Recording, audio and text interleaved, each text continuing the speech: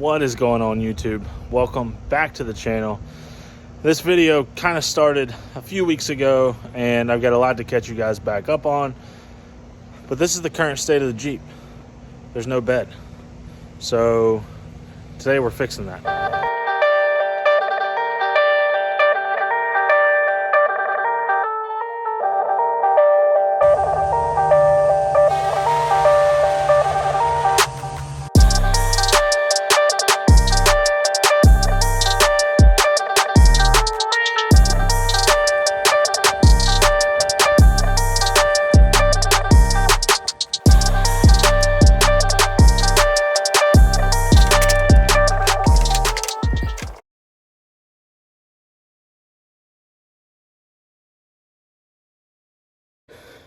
Well, guys, it's official. We officially did it.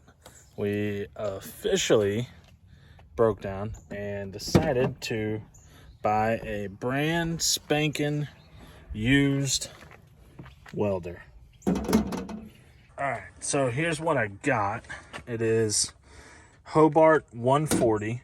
So it's a small welder, but it should be good enough for me to basically learn what I'm doing over the next few months. And then if I do decide to upgrade in the future, this will be nice and easy to get out of in the event that I need to. So I did go ahead. I bought this used, paid $125 for it.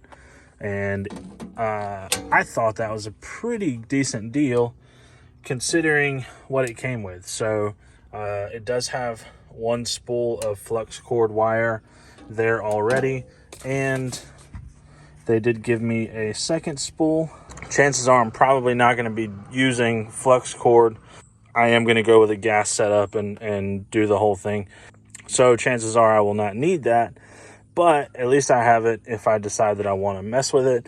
I did also end up getting from them this auto darkening helmet, and I just went to Harbor Freight, picked up a cheap welding cart and a couple little welding knickknacks that are going to help make this a little bit of a more complete package. So this starts a brand new series where it's basically going to be me teaching myself how to weld. And I'll go ahead and be upfront with you. I've had a few opportunities behind the gun of a welder, and every one of them have been pretty good, and I've kind of learned a little bit here and there. But one thing that I have never had to do was actually set up a welder, set up the gas, do all of that stuff. I've never had to mess with it. So usually when I have welded stuff in the past, I've just come in and kind of done my thing and everything was already set up for me. So I'm bringing you guys along as I learn, as I practice, and then hopefully as I build some really cool stuff. I'm just going to interrupt myself here and say that none of that happened, and we're just going to skip to the part where Carlos learns how to do welding by building really cool stuff. So here's the obligatory helmet toss, and let's go.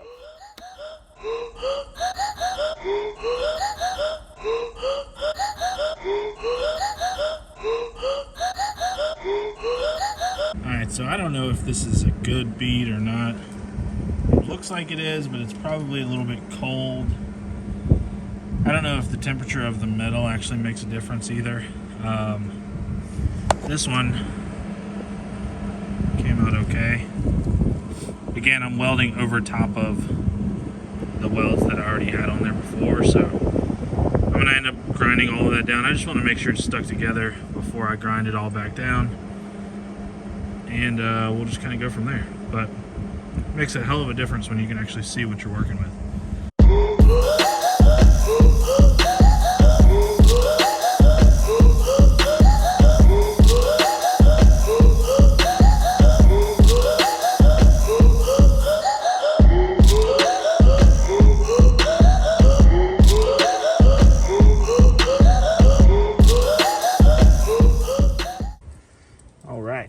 So that is how that cleaned up.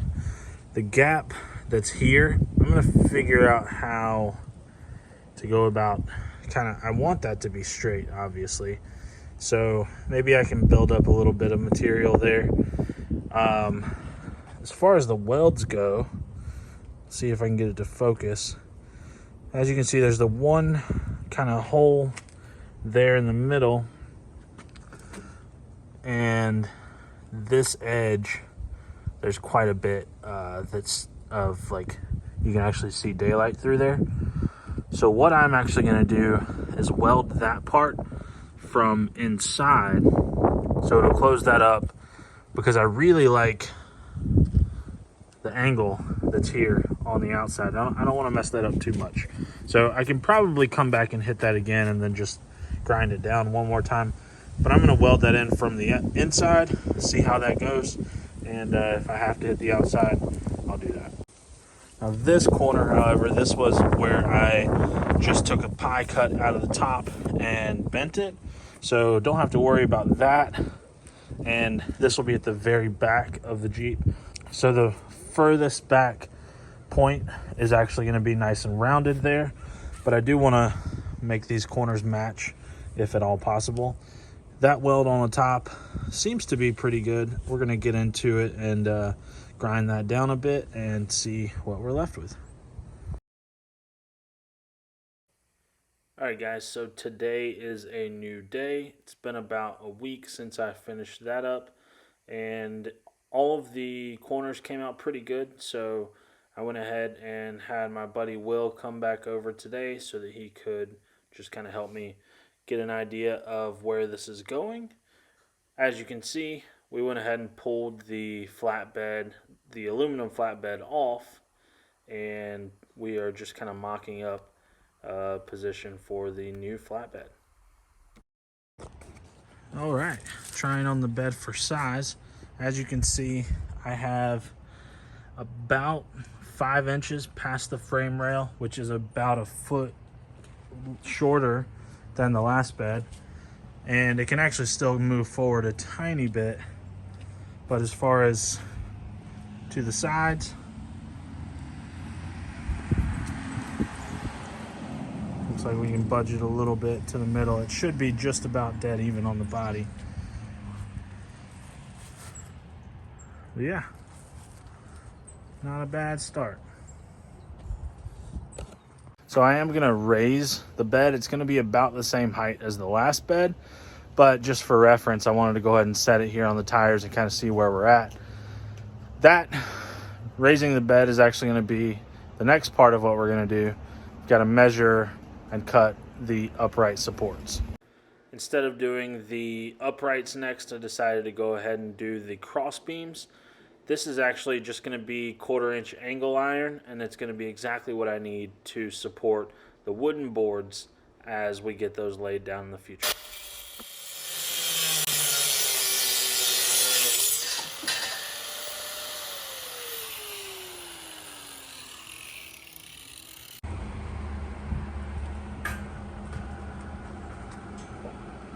I can't see shit.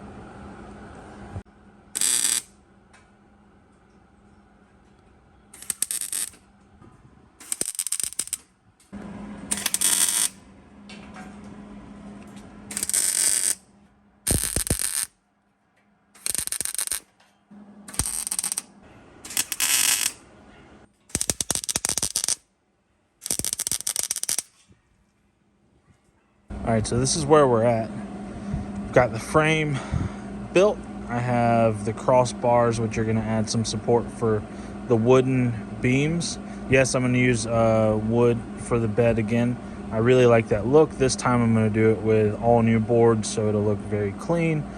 And I also ran one more beam down the center so that it will be a little more structural.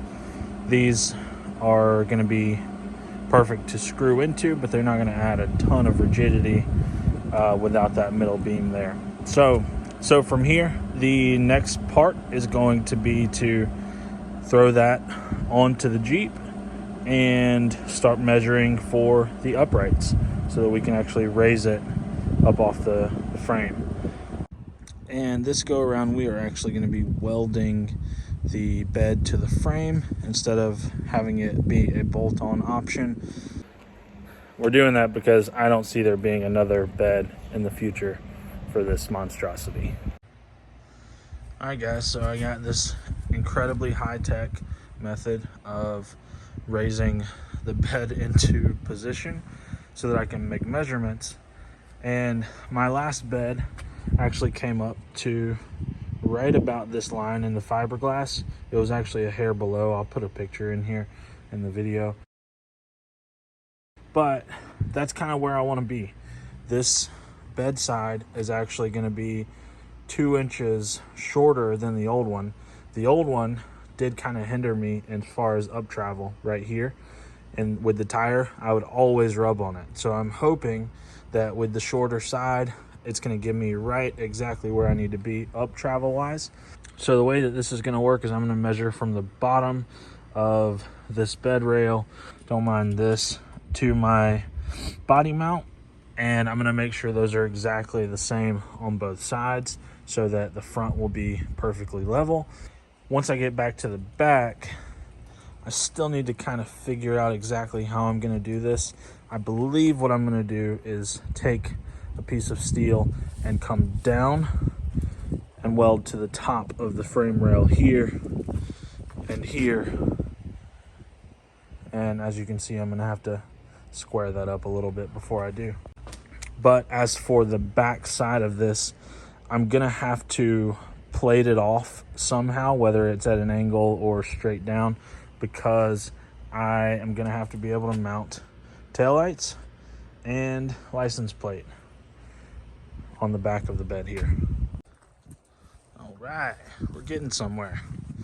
So this is my idea. I'm certainly no engineer, so I don't know if it's going to work long term, but it seems like it's the right way to go.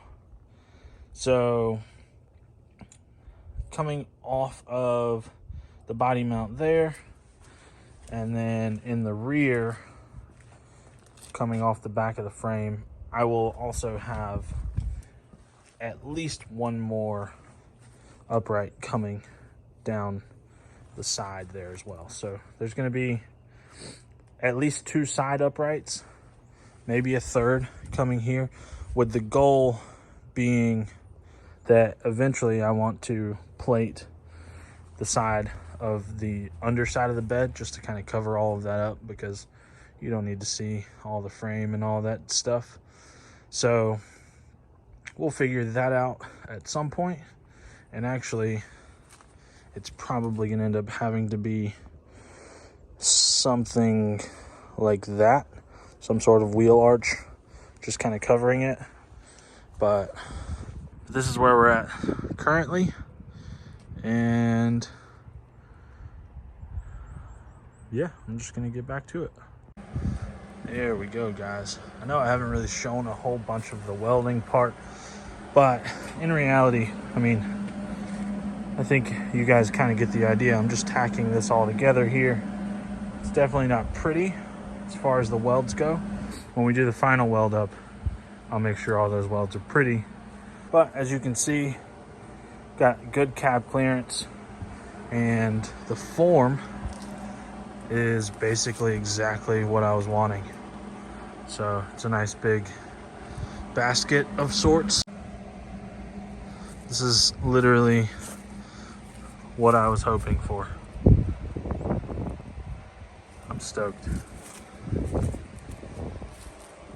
Look at how much better that departure angle is. Sick. Decided to add another brace here on the outside. What's going to end up happening in the long term is I'm going to run a sheet all the way down the side of this that'll end up closing out all of this underneath, so you won't be able to see any of that mess. And this will have a big enough wheel arch that I shouldn't ever rub on it, and then line up right here. And it's funny how my welds just finally start getting decent right here at the end of the day. Perfect. So I got another brace done right there in the middle, and I think I already showed you guys this outer brace here. So I'm gonna do another one right here in the front. And what I'm doing is I'm using that same material that I have used this whole time. I don't know that I mentioned it, but it's 2x1 C channel. So I essentially just welded the C channel there to the frame and to the underside of that center support beam. So we're gonna do the same thing again right here at the front. And then there's also this cross member. I don't really think it's gonna need a third, but we'll start with the front and then kind of see where we're at. And just like that, another day is over. I think we got to a really good stopping point for this video. So the frame is essentially done. I'm gonna go back and clean up the welds a little bit, grind down a little bit, and maybe add some if it needs any. But other than that, we're ready to paint this thing and start adding the boards. We'll have to do that in another video. Thank you guys so much for watching. Make sure you subscribe if you haven't already, and I will see you in the next one.